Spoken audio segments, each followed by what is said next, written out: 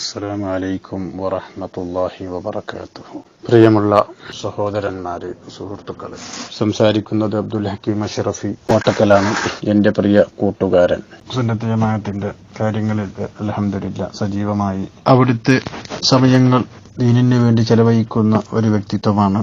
അതുകൊണ്ട് എന്റെ പ്രിയപ്പെട്ട മുഅ്മിനീങ്ങളോട്, മുഅ്മിനാത്തുകളോട് ഓർമ്മപ്പെടുത്തുന്നു, അദ്ദേഹത്തിന്റെ മകളുടെ വിവാഹം കഴിഞ്ഞു. ബാധ്യതകൾ ബാക്കി നിൽക്കുന്നത് കൊണ്ട് നമ്മളാൽ കഴിയുന്ന ഒരു ചെറിയ സഹായം, പ്രയാസപ്പെടുന്നവരുടെ കണ്ണീരൊപ്പാൻ നാമുണ്ട് കൂടെ എന്ന ഉറപ്പോടുകൂടി നാം അതിലേക്ക് മുന്നിട്ടിറങ്ങുക. അള്ളാഹു തൗഫീഖ് നൽകട്ടെ. ഏത് പ്രയാസങ്ങൾ അനുഭവിക്കുന്ന ആളുകൾക്കും അവരുടെ പ്രയാസങ്ങൾ എന്താണെന്ന് കേൾക്കാമെങ്കിലും നാം ഒരു മനസ്സ് കാണിച്ചാൽ അത് വലിയൊരു പ്രതിഫലമാണ്. അതുകൊണ്ട് എന്റെ പ്രിയ മുഹിബീങ്ങളോട്, നിങ്ങളാൽ കഴിയുന്നത് 10 രൂപയാണെങ്കിൽ ആ ഒരു 10 രൂപ ബഹുമാനപ്പെട്ട മുജീബ് ഉസ്താദിന്റെ അക്കൗണ്ടിലേക്ക് നിങ്ങൾ എത്തിച്ചു കൊടുക്കണം. അവർക്ക് നിങ്ങൾക്ക് പകരം നൽകാൻ കഴിയുന്നത് ദുആ മാത്രമാണ്. ഇൻഷാ അല്ലാഹ് മരിക്കുന്നത് വരെ നിങ്ങൾക്ക് എപ്പോഴും അവിടെയൊക്കെ ദുആ ഉണ്ടാവും. നിങ്ങൾ നൽകുന്ന സ്വാലിഹായ സ്വതക്ക അള്ളാഹു നാളെ ദുനിയാവിലും ആഖിറത്തിലും വലിയ ഫലമുള്ള സ്വതക്കയായി അള്ളാഹു കബൂൽ ചെയ്യട്ടെ. അള്ളാഹു തആല അതിന്റെ ബറക്കത്ത് കൊണ്ട് എല്ലാവിധ ആഫത്ത് മുസീബത്തുകളിൽ നിന്നൊക്കെ അള്ളാഹു നമ്മളെ കാക്കട്ടെ. അതുകൊണ്ട് അള്ളാഹു നമ്മുടെ ജീവിതത്തിലും ആയുസ്സിലും ജോലിയിലും സമ്പത്തിലൊക്കെ അള്ളാഹു വലിയ ബറക്കത്ത് അള്ളാഹു ഏറ്റിത്തരട്ടെ എന്ന് പ്രാർത്ഥിച്ച് മുജീബ് അഷ്റഫിയുടെ കൂട്ടുകാരൻ അബ്ദുൽ ഹക്കീം അഷ്റഫി അഭ്യർത്ഥിക്കുന്നു. ദുആ വസിയത്തോടെ അസ്സലാമു അലൈക്കും. ഇന്നത്തെ നമ്മുടെ ഈ ചർച്ചയിലേക്ക് എല്ലാവർക്കും സ്വാഗതം. ഈ ചർച്ച തുടങ്ങുന്നതിന് മുൻപ് നിങ്ങൾ ഈ ചാനൽ ലൈക്ക് ചെയ്യാനും ഷെയർ ചെയ്യാനും സബ്സ്ക്രൈബ് ചെയ്യാനും മറക്കരുത്. നിങ്ങളുടെ പിന്തുണ ഞങ്ങൾക്ക് വളരെ പ്രധാനപ്പെട്ടതാണ്. അപ്പൊ ശരി, നമുക്ക് വിഷയത്തിലേക്ക് കടക്കാം. ചേച്ചി സംസാരിക്കാലോ അല്ലേ? ചേച്ചിക്ക് എന്താ പറയാനുള്ളത്? അന്ന് എന്താ ഉണ്ടായത്? സംഭവിച്ചതെന്ന് പറഞ്ഞു കഴിഞ്ഞാല്, നമ്മളിപ്പോ ഇന്ത്യയില് ചാനലിൽ വന്നത് നേരത്തെ വർഷം 2018 ചാനലിൽ വന്ന കാര്യങ്ങളെല്ലാം വളരെ തെറ്റാണ്. എന്റെ ഭാഗമൊന്നും കേൾക്കാതെയും എന്താണ് സംഭവിച്ചതെന്ന് സത്യം അറിയാതെയാണ് എല്ലാം വന്നത്. പക്ഷെ ഇന്നലെ എന്ന് പറഞ്ഞാൽ ഇന്നലെ കോടതിയിൽ പോയതിനു ശേഷം കീഴ്ക്കോടതി സാക്ഷിസ്ഥാനായിരുന്നു. ഇന്നലെ 3 സാക്ഷികൾ വന്നിരുന്നു. അത് കഴിഞ്ഞ് സാക്ഷിസ്ഥാനം കഴിഞ്ഞ ഉടനെ വിധി പറയലാണെന്ന് അറിയത്തില്ലായിരുന്നു. ഇന്നലെ സാക്ഷിസ്ഥാനം കഴിഞ്ഞ ഉടനെ വിധി പറഞ്ഞു, വധശിക്ഷയ്ക്ക് വിധിച്ചു. ഇനി അപ്പീൽ കോടതിയിലേക്ക് കയറണം. അതിന് ക്രിസ്ത്യാനി മീറ്റിംഗ് നടത്തി അവർക്ക് പൈസ കൊടുക്കുവാണെങ്കിൽ കേസിൽ നിന്നും പിന്മാറും എന്നാണ് ഇപ്പോഴത്തെ അവസ്ഥ. പിന്നെ വാർത്തയിൽ വന്ന വിശേഷങ്ങൾ എന്ന് പറഞ്ഞു കഴിഞ്ഞാല്, വെട്ടിനിർത്തി യമനി ഭർത്താവിനെ വെട്ടിനിർത്തി എന്നൊക്കെയുള്ള വാർത്തയല്ലേ വന്നത്. അതൊക്കെ വളരെ തെറ്റാണ്. അവൻ വ്യാജ സർട്ടിഫിക്കറ്റ് ഉണ്ടാക്കിയിട്ട് ഞാൻ എന്റെ ഭാര്യയാണെന്ന് അവൻ തെളിയിച്ചു വന്നത്. വ്യാജ സർട്ടിഫിക്കറ്റ് ഉണ്ടാക്കിയായിരുന്നു. മാത്രമല്ല, അവനെന്റെ സ്പോൺസറാണ്. അവൻ എന്റെ മറ്റേ ലൈസൻസ് ക്ലിനിക്കിന്റെ ലൈസൻസ് എടുത്തു തന്നാണ്. അവന്റെ പേരിലല്ല ലൈസൻസ് എടുത്തത്. അവനല്ല ലൈസൻസ് എടുത്തു തന്നത്. പിന്നെ എന്റെ പാസ്പോർട്ട് പിടിച്ചു വെക്കുക, പൈസകൾ മോഷ്ടിക്കുക, ഒരുപാട് ഭീഷണി, ശാരീരികമായിട്ടും മാനസികമായിട്ടും ഒരുപാട് ഭീഷണിപ്പെടുത്തി അവസാനം യാതൊരു വഴിയില്ലാതെ എല്ലാ വഴികളും നോക്കി കോർട്ടിൽ കയറി ഇറങ്ങി അവനിൽ നിന്നും രക്ഷ നേടാനായിട്ട് ഒരു രക്ഷയില്ല. അതുകൊണ്ട് ജയിൽവാടനായ ഒരാളെ ഒരുപാട് പ്രാവശ്യം ജയിലിൽ കിടന്നിട്ടുണ്ട്. ഞാൻ കേസ് കൊടുത്തതിന്റെ ഭാഗമായിട്ട് ആ സമയത്തൊക്കെ അവിടെ അവന്റെ ജയിലിലെ ഒരു ജയിൽവാടനാണ് എന്നോട് പറഞ്ഞത്. ഞാൻ അയാളോട് സപ്പോർട്ട് ചോദിച്ചപ്പോ എന്തോ ചെയ്യാ, അവനിൽ നിന്നും രക്ഷ നേടാനായിട്ട് എന്ത് ചെയ്യണം എന്ന് അയാളടുത്ത് പറഞ്ഞപ്പോഴത്തേനും അയാളാണ് എനിക്ക് ഈ മാർഗം പറഞ്ഞു തന്നത്. ഇഞ്ചക്ഷൻ കൊടുക്കുക, അതിനെ മയക്കി കിടക്കുക, അതിനുശേഷം അതിനെ കൊണ്ട് ദൂര സ്ഥലത്ത് കൊണ്ടുപോയി ബോധം തെളിയുമ്പോഴത്തേനും അവനെ കൊണ്ട് ഫലമായിട്ട് ഡൈവേഴ്സ് ഒപ്പിടിക്കുക, അല്ലെങ്കിൽ എനിക്ക് രസം തരുന്ന ഏത് രീതിയിലും എന്തെങ്കിലും കൈകാര്യം ചെയ്യാം എന്നുള്ള ആ ഒരു മാർഗം പറഞ്ഞു തന്നത്. അപ്പൊ ഞാന് യാതൊരു രക്ഷയില്ല, ആരും എനിക്ക് സപ്പോർട്ട് ചെയ്യുന്നില്ല, അവനിൽ നിന്ന് രക്ഷ നേടാൻ പറ്റാത്തത് കൊണ്ട് ഞാനതിനെ സമ്മതിച്ചു. അങ്ങനെ ഒരു ചാൻസ് കിട്ടിയപ്പം ഇഞ്ചക്ഷൻ കൊടുത്തു. ആദ്യം ലെജിലോം കൊടുത്തു, മയക്കി. അവന് മയക്കല്ല, അവൻ എപ്പോഴും മയക്കുമരുന്നും ഈ കഞ്ചാവും അങ്ങനെയുള്ള സാധനങ്ങളൊക്കെ എപ്പോഴും യൂസ് ചെയ്യുന്നതുകൊണ്ട് ലൈഫ് അവന് ഏറ്റില്ല, അവനെ മയക്കിയില്ല. അതിനുശേഷം പിന്നെ കെറ്റാമിൻ എന്ന് പറഞ്ഞ അതിലും കുറച്ച് വീര്യം കൂടിയ മയക്കുമരുന്ന് അവന് കൊടുത്തു. അത് മയങ്ങിപ്പോയി. ഞാനും പഠിച്ചു പോയി. അത് ശ്വാസം നിലച്ചു എന്ന് തോന്നിയപ്പോഴത്തേനും ഞാനും പഠിച്ചു പോയി. ഞാനും പഠിച്ചു എടുത്തു കഴിച്ചു, മയക്കുമരുന്ന് ഗുളികകളെ എടുത്തു കഴിച്ചു. അതിനുശേഷം എന്റെ കൂടുതൽ ജോലി ചെയ്യുന്ന നേഴ്സ് വന്ന് ഹെലൻ എന്ന് പറഞ്ഞ നേഴ്സ് വന്നു. അവളിപ്പോഴും ജയിലിലുണ്ട്. അവളടുത്ത് പോയി, അവൾ എന്റെ താഴത്തെ റൂമിലാണ് താമസിക്കുന്നത്. അവളടുത്ത് പോയി കാര്യങ്ങൾ സംസാരിച്ചു, സംഭവിച്ച കാര്യങ്ങൾ പറഞ്ഞു. അവൾക്കും അറിയാമായിരുന്നു ഈ കാര്യം. അവളുടെ സംഭവം അറിയിച്ചപ്പോഴത്തേനും അവള് അവിടുന്ന് ഇനിയിപ്പോ എന്ത് ചെയ്യും, ഇനി എന്ത് ചെയ്യാൻ പറ്റും, അവന് 80 കിലോ ഭാരമുള്ള ശരീരത്തെ എവിടെ കൊണ്ടുപോയി സൂക്ഷിക്കും, എവിടെ കൊണ്ടുപോയി ഒളിപ്പിക്കും എന്ന് അവള് ചിന്തിച്ചിട്ട് അവളാണ് ബാക്കി കാര്യങ്ങളൊക്കെ ചെയ്തത്.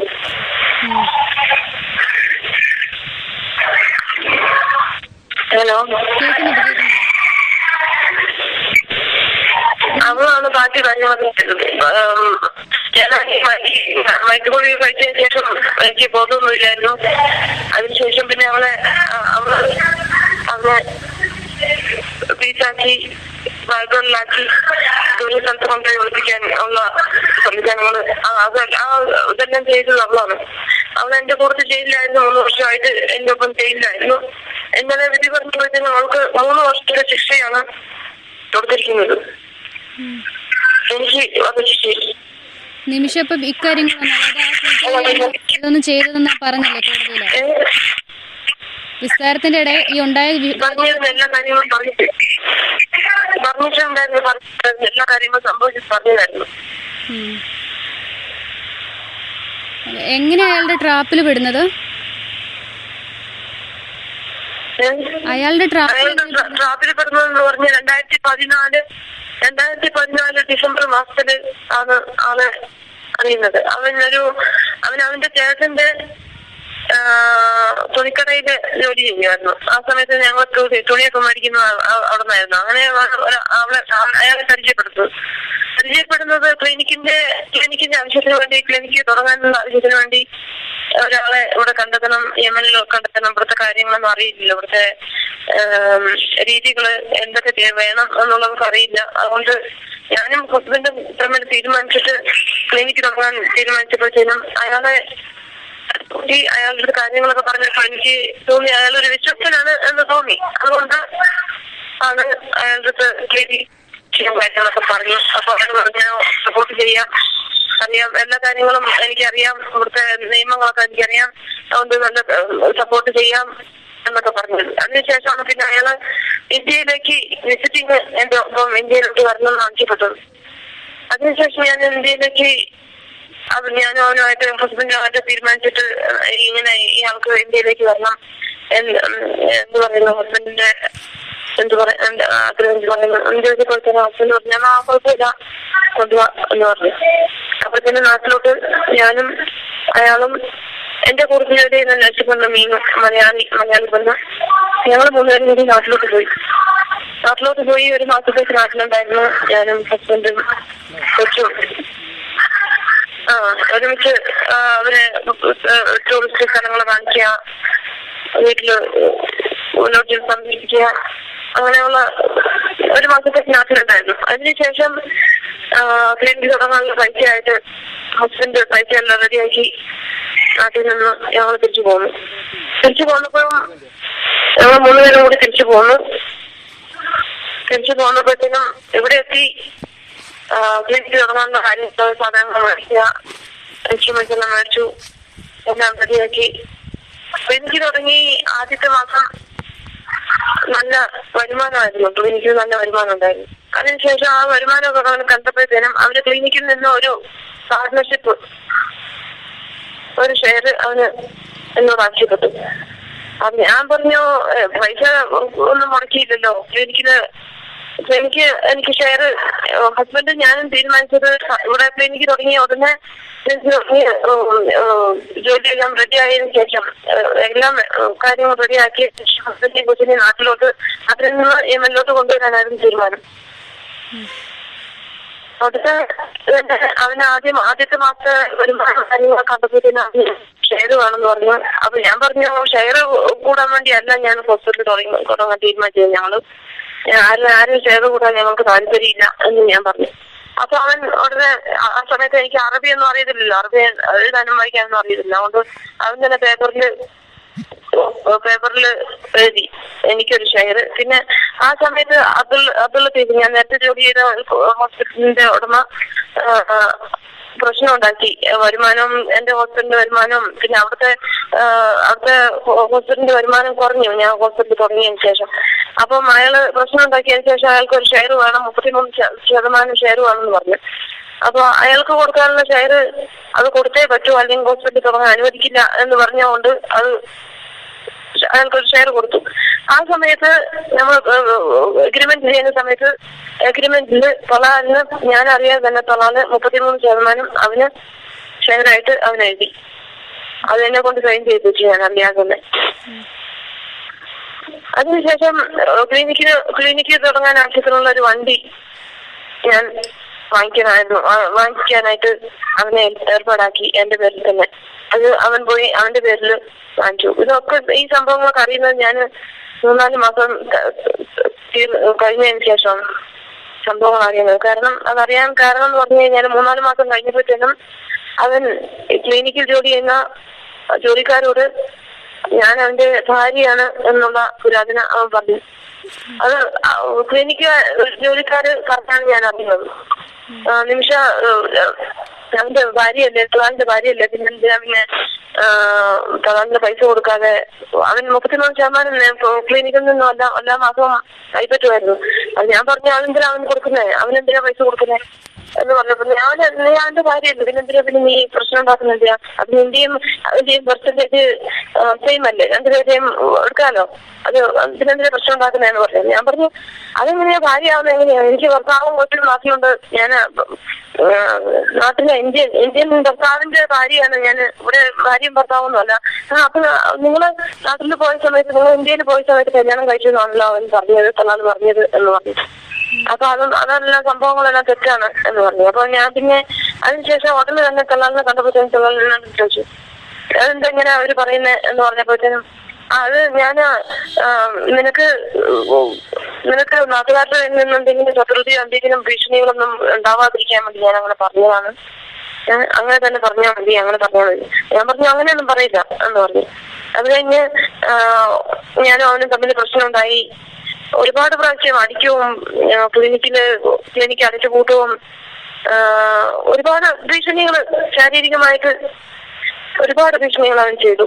അതിനുശേഷം ഞാൻ ഉടനെ തന്നെ ഒരു ഷെയ്ഖുണ്ട് ഇവിടെ നമ്മുടെ അടുത്തുള്ള ഷെയ്ഖ്, ഞാൻ താമസിക്കുന്ന അടുത്തുള്ള ഷെയ്ഖിന് അവരുടെ വീട്ടിൽ പോയിട്ട് കാര്യങ്ങൾ അവതരിപ്പിച്ചു. എനിക്ക് അവൻ പറയുന്നത്, എനിക്ക് അവനിൽ നിന്ന് എന്തെങ്കിലും രക്ഷ കിട്ടണം എന്ന് പറഞ്ഞ് ഞാൻ അവരുടെ അടുത്ത് പോയി പറഞ്ഞപ്പോൾ അവര് എന്നാ ശരി, ഞാൻ എന്താന്ന് വെച്ചാൽ ചെയ്യാം എന്ന് പറഞ്ഞു. അത് കഴിഞ്ഞ് തൊളാലിനെ വിളിച്ചു. തൊളാൽ അവരോടും പറഞ്ഞു, ഞങ്ങള് ഇന്ത്യയിൽ പോയ സമയത്ത് കല്യാണം കഴിച്ചതാണ്, പിന്നെ ഇന്ത്യയില് എടുത്ത ഈ ടൂറിസ്റ്റ് കേന്ദ്രങ്ങളിലൊക്കെ പോകുമ്പോഴത്തേക്കും നമ്മൾ ഒരുമിച്ച് ഫോട്ടോ എടുക്കില്ല. ആ സമയത്ത് ഫോട്ടോ എടുത്ത് ആ ഫോട്ടോയിലൊക്കെ ആൾക്കാരെ കാണിച്ച് വിശ്വസിപ്പിക്കുക, അവന്റെ വീട്ടുകാരെയും കാണിച്ച് വിശ്വസിപ്പിച്ചു. അതിനുശേഷം പിന്നെ ഇങ്ങനെ ഒരു പ്രശ്നം വന്നതുകൊണ്ട് അവരങ്ങ് വിശ്വസിച്ചത്. അവൻ പറയുന്നത് വിശ്വസിച്ചു ഞാൻ പള്ളിയായി അവരുടെ മുന്നിൽ. അതിനുശേഷം അവിടെ ഒന്നും ഒരു രക്ഷയില്ലാന്ന് അറിഞ്ഞപ്പോഴത്തേനും പിന്നെ ഞാൻ സനയില് വന്നിട്ട് ജയിലില് മറ്റേ ലോക്കൽ പോലീസിനെ വിവരം അറിയിച്ചു. പോലീസിനെ വിവരം അറിയിച്ചു. അവൻ ലോക്കൽ പോലീസിൽ അറസ്റ്റായി. അതിനുശേഷം പോലീസുകാര് അവനോട് മാരേജ് സർട്ടിഫിക്കറ്റ് കാണിക്കാൻ പറഞ്ഞു. മാരേജ് സർട്ടിഫിക്കറ്റ് കാണിച്ചാലേ പുറത്തിറങ്ങാൻ പറ്റുള്ളൂ എന്നുള്ള അവസ്ഥയായി. അപ്പൊ എന്നെയും 2016 28/1/2016 ഞാനിവിടെ ജയിലിലായി. മാരേജ് സർട്ടിഫിക്കറ്റ് അവതരിച്ചാൽ മാത്രമേ പുറത്തിറങ്ങാൻ പറ്റുള്ളൂ എന്നുള്ള രീതിയിൽ. ആ സമയത്ത് ഞാൻ എനിക്ക് സംഭവിച്ച കാര്യങ്ങളെല്ലാം ഞാൻ പറഞ്ഞു. അപ്പൊ അവൻ ഉടനെ തന്നെ ഒരു കള്ള മാരേജ് സർട്ടിഫിക്കറ്റ് യമനിൽ വെച്ച് കല്യാണം കഴിച്ച മാരേജ് സർട്ടിഫിക്കറ്റ് ജയിലിൽ കോർട്ടിൽ കാണിച്ചിട്ട് എന്നെ അവൻ പുറത്തിറക്കി. എന്നെ അവന്റെ ഭാര്യയാക്കി കോടതി വിധിച്ചു. ഭാര്യയാണ് എന്ന് വിധിച്ചു. അത് കള്ള സർട്ടിഫിക്കറ്റ് ഉണ്ടാക്കിയിട്ടാണ് വിധിച്ചത്.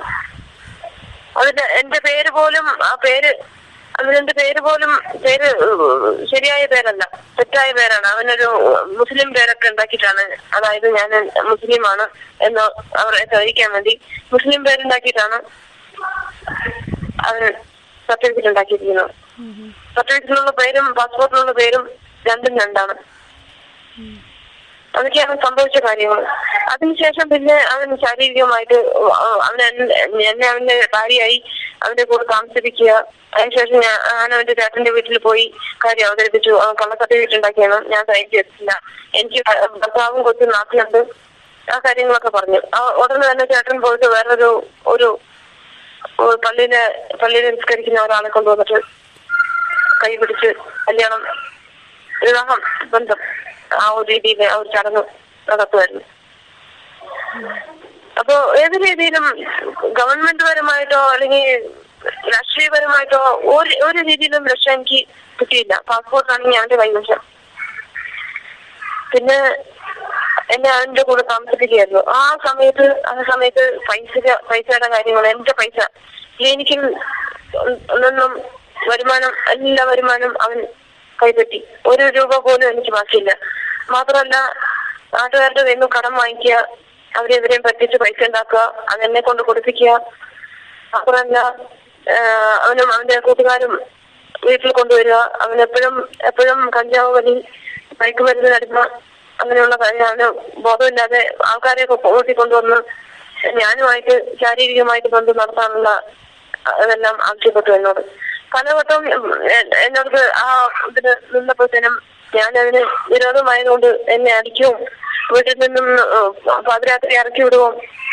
ഞാൻ നിലവിളിച്ചോടി അയൽവാസികളുടെ ഓടി പോയി പരാതി പറഞ്ഞോണ്ട് പല പ്രാവശ്യം വീട്ടിൽ നിന്ന് ഇറക്കി വിടുവും. അങ്ങനെയൊക്കെ ചെയ്തു, ഉപദ്രവിച്ചു. പലവട്ടം ജയിലിലാക്കും. ഉടനെ തന്നെ അവൻ ജാമ്യത്തിലിറങ്ങും, എന്റെ അടുത്ത് വരും, എന്നെ ഉപദ്രവിക്കും. അങ്ങനെയൊക്കെ ആയിട്ട് എനിക്ക് യാതൊരു രക്ഷയില്ലാത്തതുകൊണ്ടാണ് ഞാൻ ഇങ്ങനെ ആ ജയിൽ വാർഡനുമായിട്ട് സംസാരിച്ചപ്പോ ഇങ്ങനെ ഒരു കാര്യത്തിലേക്ക് ഞാൻ എന്നെ എത്തിച്ചു. ഇന്ത്യൻ ഭരണകൂടം തോറ്റെടുത്ത് കേവലം ഒരു മതപണ്ഡിതന്റെ ഇടപെടലിൽ ഒരു പ്രതീക്ഷയുടെ തിരുനാളം കത്തിയിട്ടുണ്ടെങ്കിൽ ആ തീജ്വാലയുടെ 2 അക്ഷരമാണ് AP എന്നറിയപ്പെടുന്ന Kanthapuram AP Abubakar Musliyar, the Indian grand mufti. ഒരു രാജ്യത്തിന്റെ ഭരണ സംവിധാനം ഒരു വ്യക്തിയിലേക്ക് ചുരുങ്ങുന്നതിന്റെ ഭംഗി, ആ കാഴ്ച ഒന്ന് വേറെ തന്നെയാണ്. തൂക്കുകയറും പ്രതീക്ഷിച്ചിരുന്ന നിമിഷയുടെ ജീവിതത്തിലേക്ക് നിമിഷങ്ങൾ വെച്ച് നീട്ടിക്കൊടുക്കാൻ കാരണദൂതനായ കേരളത്തിന്റെ സ്വന്തം AP ഉസ്താദ് മാനുഷിക മൂല്യങ്ങൾക്ക് വേണ്ടി നിലകൊള്ളുകയും ലോക സമാധാനത്തിന് വേണ്ടി ധീരമായി ശബ്ദമുയർത്തുകയും ചെയ്യുന്ന ലോക മുസ്ലിം പണ്ഡിതൻ. മലയാളികൾ അങ്ങയോടെന്നും കടപ്പെട്ടിരിക്കുന്നു ഉസ്താദെ. യമനിലെ ഷെയ്ഖ് ഹബീബ് ഉമറിന്റെ ശിഷ്യൻ കൂടിയായ ജവാദ് മുസ്തഫവി ഈ ചർച്ചയിൽ നമ്മളോടൊപ്പം പങ്കെടുക്കുന്നുണ്ട്. ജവാദ് മുസ്തഫവി ഇതിനകത്ത് കാന്തപുരം AP അബൂബക്കർ മുസ്ലിയാറിന്റെ സുഹൃത്തും ഇവിടെ മർക്കസ് നോളജ് സിറ്റിയുടെ ഉദ്ഘാടന സമയത്ത് അദ്ദേഹം നേരിട്ടെത്തുകയും ചെയ്ത ഷെയ്ഖ് ഹബീബ് ഉമർ, അദ്ദേഹം അവിടുത്തെ സൂഫി വര്യനാണ്.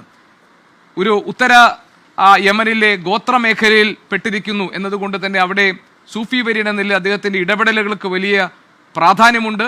ആ മേഖലയിൽ വലിയ സ്വാധീനമുള്ള വ്യക്തി കൂടിയാണ് അദ്ദേഹം ഇടപെട്ട ശേഷം ഈ തലാലിന്റെ ബന്ധുവിനെ കൂടി ഒപ്പമിരുത്തിക്കൊണ്ട് ഒരു ചർച്ചയ്ക്ക് തുടക്കം കുറിക്കാനും അതുവഴി ദയാധനം സ്വീകരിക്കാൻ പാകത്തിലൊരു മാനസികാവസ്ഥയിലേക്ക് അവരെ കൊണ്ടുവരാനും കഴിഞ്ഞിട്ടുണ്ട് എന്ന വിവരം സന്തോഷം തരുന്നതാണ്. അങ്ങനെ തന്നെയാണോ കാര്യങ്ങൾ നടക്കുന്നത്? അങ്ങനെയാണെങ്കിൽ നിമിഷപ്രിയയുടെ മോചനം എന്നത് സാധ്യമാകും എന്ന ഒരു പ്രതീക്ഷ നമ്മുടെ മുന്നിലേക്ക് നൽകുന്നതാണ് ഈ തീരുമാനങ്ങളൊക്കെ. ജവാദ് മുസ്തഫവി, താങ്കൾക്ക് എന്തൊക്കെ കാര്യങ്ങൾ അറിയാം യമനിലെ ഷെയ്ഖ് ഹബീബ് ഉമറിന്റെ ഇടപെടലുകളെ കുറിച്ച്? ഇഷ്ടമായെങ്കിൽ ദയവായി ലൈക്ക് ചെയ്യുക, ഷെയർ ചെയ്യുക, ഈ ചാനൽ സബ്സ്ക്രൈബ് ചെയ്ത് ഞങ്ങളെ പിന്തുണയ്ക്കുക.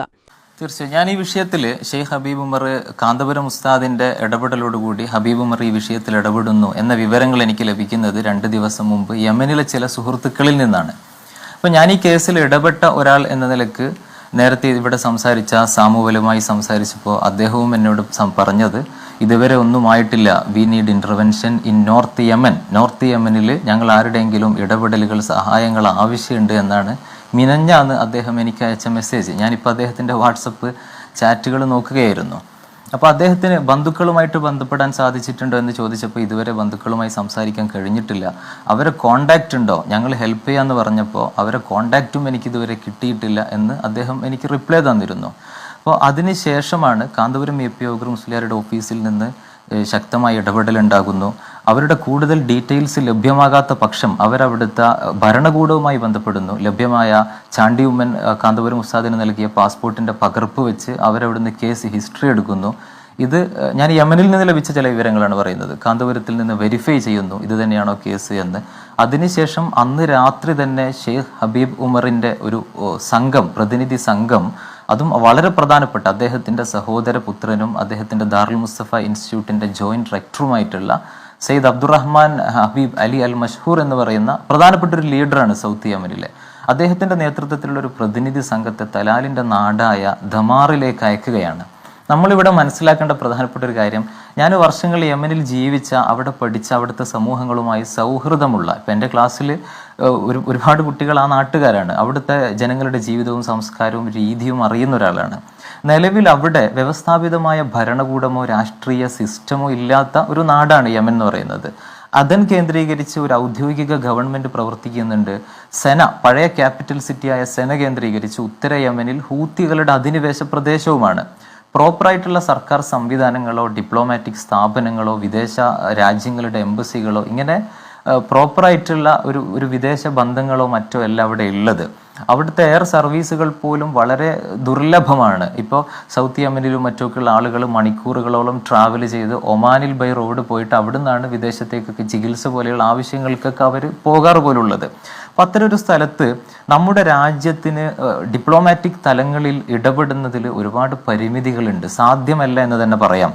നമുക്കറിയാം, ഇന്നലെയാണ് സെൻട്രൽ ഗവൺമെൻറ്റിൻ്റെ അറ്റോർണി ജനറൽ ഞങ്ങൾക്കൊന്നും ചെയ്യാനില്ല, ഞങ്ങൾ നിസ്സഹായരാണ്, ഒരു ഷെയ്ഖ് ഇതിൽ ഇടപെടുന്നു എന്ന് പറയുന്നത്. അവിടെ തന്നെ ഗവൺമെന്റിന്റെ നിസ്സഹായാവസ്ഥ നമുക്ക് മനസ്സിലാക്കാം. നിസ്സഹായർ എന്ന പ്രയോഗമല്ല അദ്ദേഹം ഓറൽ സബ്മിഷനിൽ നൽകിയിരിക്കുന്നത്. പരിമിതികളുണ്ട് ഇടപെടുന്നതിന്. കാരണം അവിടെ പ്രയോഗമല്ല, ആശയം, പരിമിതികളുണ്ട്. കറക്റ്റ്. തീർച്ചയായും. രണ്ടാമത്തത്, ഗവൺമെന്റ് തലത്തിൽ ഇടപെടലുകൾ നടത്തിയാൽ തന്നെ ഇതൊരു ഗവൺമെന്റ് തീരുമാനിക്കേണ്ട വിഷയമല്ല. യമനിലുള്ള ജിനായത്ത് കോർട്ടിൽ, അതായത് ക്രിമിനൽ കോടതി, ജിനായത്ത് കോടതിയുടെ പരിഗണനയിൽ വരുന്ന ഈ കേസിൽ യമനിന്റെ ശരീഅ ലോ പ്രകാരമാണ് അവിടുത്തെ എക്സിക്യൂഷൻ സംഭവിക്കുക. അപ്പോൾ അതിൽ ഈ വധശിക്ഷ വിധിച്ചു കഴിഞ്ഞാൽ പിന്നെ അവിടുത്തെ ഗവൺമെന്റോ യമൻ പ്രസിഡന്റിന് പോലും അതിൽ പിന്നെ തീരുമാനമില്ല.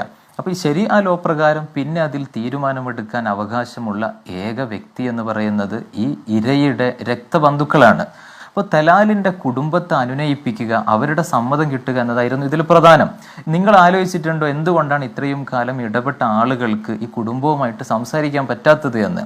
ഇപ്പോൾ ഒരുപാട് ഫേസ്ബുക്ക് പോസ്റ്റുകൾ, ഇപ്പോൾ യമനിലുള്ള ഈ ദമാറിലും നോർത്ത് യമൻ പ്രവിശ്യയിലുമുള്ള യുവാക്കളുടെ വലിയ ക്യാമ്പയിനുകൾ നടന്നിരുന്നു. ഞങ്ങളുടെ സഹോദരന് നീതി കിട്ടി, രക്തത്തിന് ഞങ്ങൾ പകരം ചോദിക്കും എന്നൊക്കെ പറഞ്ഞ് വലിയ ക്യാമ്പയിനുകൾ കഴിഞ്ഞ ദിവസങ്ങളിൽ നടക്കുന്നുണ്ട്. ഇപ്പോഴും അത് നടക്കുന്നുണ്ട്. മുസ്തഫവി, ഇപ്പോഴും ഇതേ താങ്കൾ ഈ പറഞ്ഞ ക്യാമ്പയിൻ നടക്കുന്നുണ്ട്. മാത്രമല്ല ഈ രക്തത്തിന് പകരം പണം കൊടുത്ത് വാങ്ങുന്ന സംവിധാനത്തെ അവർ എതിർക്കുന്നുണ്ട്. ഇതൊരു നിയമ സംവിധാനത്തിന് നാണക്കേടായിരിക്കും എന്നൊക്കെയുള്ള വലിയ സമൂഹ മാധ്യമങ്ങളിലൂടെ വലിയ ക്യാമ്പയിൻ ഇതിന്റെ ഭാഗമായി ഇപ്പോഴും നടക്കുന്നുണ്ട്. പറഞ്ഞോളൂ. തീർച്ചയായും. അപ്പൊ ഈ ഒരു വൈകാരികമായ അത്രയും വലിയ വിക്ഷോഭങ്ങൾ നടക്കുന്ന ഒരു സ്ഥലത്തേക്ക് നമുക്ക് ഇടപെടുക എന്നുള്ളത്, പ്രത്യേകിച്ച് പ്രോപ്പറായിട്ടുള്ള ഒരു സ്റ്റേറ്റിന്റെ സിസ്റ്റം ഇല്ലാത്ത, നമ്മൾ സെക്യൂർ അല്ലാത്തൊരു സ്ഥലത്ത് പോയി ഡിസ്കഷൻ നടത്തുക എന്നുള്ളത് ഒരിക്കലും സേഫ് അല്ല, അത് പോസിബിൾ അല്ല. അവിടെയാണ് യമനിൽ ഏറ്റവും സ്വാധീനമുള്ള ഈ സൂഫി ലീഡറായിട്ടുള്ള ഹബീബ് ഉമർ കാന്തപുരത്തിന്റെ നിർദ്ദേശം കൊണ്ട് ഇടപെടുന്ന ഒരു സാഹചര്യം ഉണ്ടാകുന്നത്. ഹബീബ് ഉമർ എന്ന് പറയുമ്പോൾ ഇപ്പം അദ്ദേഹം യമനിൽ മാത്രം ലോകത്ത് ഏറ്റവും സ്വാധീനമുള്ള, ഇപ്പം ജോർജ് ടൗൺ യൂണിവേഴ്സിറ്റിയും ജോർദാനിലെ റോയൽ സ്ട്രാറ്റജിക് സ്റ്റഡീസ് സെന്ററും പ്രസിദ്ധീകരിക്കുന്ന ലോകത്ത് ഏറ്റവും സ്വാധീനമുള്ള മുസ്ലിങ്ങളുടെ ഒരു റാങ്കിങ് ലിസ്റ്റ് ഉണ്ട്. അതിൽ 1-ാം സ്ഥാനത്ത് വരുന്ന ഒരാളാണ് ഹബീബ് ഉമർ.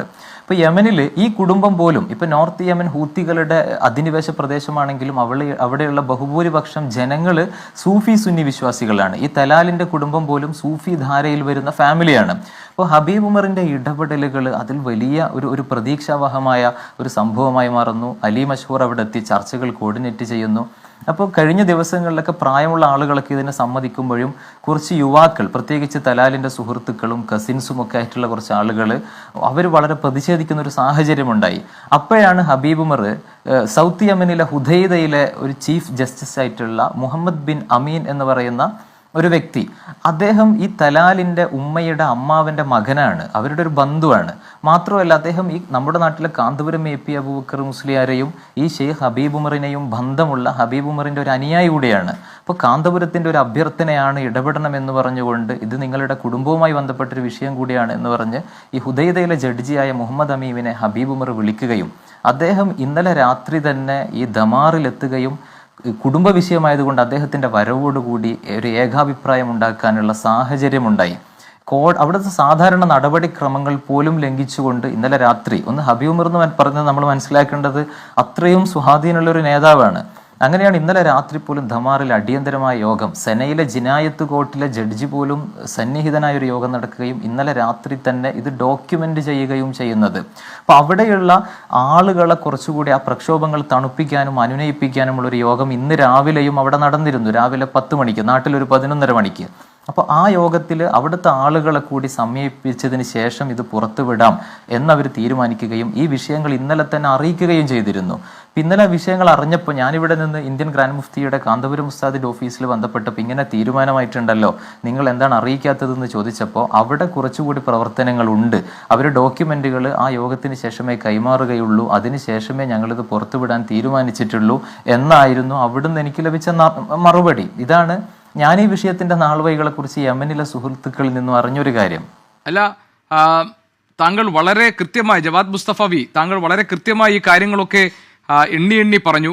മാത്രമല്ല, ഞാൻ ഇവിടെ അഡ്വക്കേറ്റ് സുഭാഷ് ചന്ദ്രൻ ചില പ്രധാനപ്പെട്ട ആരോപണങ്ങളൊക്കെ ഉന്നയിച്ചിട്ടുണ്ട്. പക്ഷേ ഞാൻ മനസ്സിലാക്കുന്നത് അതൊക്കെ തന്നെ ചർച്ച ചെയ്യേണ്ട സമയമല്ല ഇപ്പോൾ. കാരണം നമ്മളെ സംബന്ധിച്ച് നിമിഷപ്രിയയുടെ മോചനം എന്നതാണ് ഏറ്റവും പ്രധാനപ്പെട്ട കാര്യം. അവിടെ നേരിടുന്ന പ്രതിസന്ധികളെ അതിജീവിക്കാൻ നമുക്കെല്ലാം പരമാവധി പറ്റുന്ന കാര്യങ്ങൾ എന്തൊക്കെ ചെയ്യാൻ കഴിയും, ഒറ്റക്കെട്ടായി നിന്നുകൊണ്ട് ഈ പ്രശ്നത്തിന് എങ്ങനെ പരിഹാരം കാണാം, ഇതെല്ലാം കേട്ട് നിൽക്കുന്ന അമ്മയും ഭർത്താവും ഒക്കെ ഈ ചർച്ചയുടെ ഭാഗമാണ്. ജവാദ് മുസ്തഫവി, താങ്കൾ വളരെ കൃത്യതയോടുകൂടി, താങ്കൾക്ക് അറിയുന്ന വിവരങ്ങൾ വളരെ കൃത്യതയോടുകൂടി താങ്കൾ ഇവിടെ അവതരിപ്പിച്ചു. താങ്കൾ പറഞ്ഞതുപോലെ തന്നെ ഇനിയും ചന്ദ്രൻ പറഞ്ഞ കാര്യത്തോട് പറഞ്ഞോളൂ. ഞാനിതില് ഇന്നത്തെ ദിവസം, ഈ ഒരു വളരെ വൈകാരികമായൊരു ദിവസം, നിമിഷയുടെ അമ്മ പോലും വളരെ വികാരാധീനയായി ഇരിക്കുന്ന ഒരു സദസ്സിൽ വെച്ച് ചില കാര്യങ്ങൾ പറയാൻ താല്പര്യപ്പെടാത്തത് കൊണ്ടാണ്, അതിലേക്ക് നമ്മൾ ഇടപെടേണ്ട ഒരു വിഷയം ഇല്ല എന്നുള്ളത് കൊണ്ടാണ്. അതെ, അല്ല ഞാൻ പറഞ്ഞ അതാണ്. അത് നമുക്ക് അത് അങ്ങനെ എന്തെങ്കിലും ഇപ്പോൾ അത്തരം ആക്ഷേപങ്ങൾ ഉണ്ടെങ്കിൽ, ആ തരത്തിൽ എന്തെങ്കിലും സംശയങ്ങൾ ഉണ്ടെങ്കിൽ ഒക്കെ നമുക്ക് വിശദമായി പിന്നെ ഒരു ഘട്ടത്തിൽ ചർച്ച ചെയ്യാവുന്നതാണ്. അതിന് മറുപടി പറയാൻ ബാധ്യസ്ഥനാണ് സാമുവൽ ഇത്തരം ആരോപണങ്ങൾ ഉയരുമ്പോൾ. അതെല്ലാം നമുക്ക് മറ്റൊരു സന്ദർഭത്തിൽ ചർച്ച ചെയ്യേണ്ടതാണ്. ഇവിടെ നമ്മുടെ പ്രശ്നം, കേസിൽ നമ്മൾ ഇതുവരെ പ്രോപ്പറായിട്ടുള്ള നീക്കങ്ങൾ നടത്തിയിട്ടില്ല എന്ന് അവർ പറയുന്നുണ്ട്. നമ്മൾ ഇതുവരെ നിങ്ങളുടെ ഭാഗത്തു നിന്ന് എന്തുകൊണ്ടാണ് ഈ കേസിൽ പ്രോപ്പറായ ഒരു നീക്കങ്ങൾ നടത്താത്തത്? അങ്ങനെയാണെങ്കിൽ വളരെ എളുപ്പം കൈകാര്യം ചെയ്യാൻ പറ്റുന്ന ഒരു വിഷയമായിരുന്നു. കാര്യമായിട്ടുള്ള ഈ വിവരം താങ്കളോട് പറയുന്നത് യമനിലെ ഷെയ്ഖ് ഹബീബ് ഉമർ ആണോ? അദ്ദേഹം തരുന്ന വിവരമാണോ ഇത്? അതായത് കാര്യമായ ഒരു ഇടപെടൽ നടത്തിയിരുന്നില്ല ഇതുവരെ?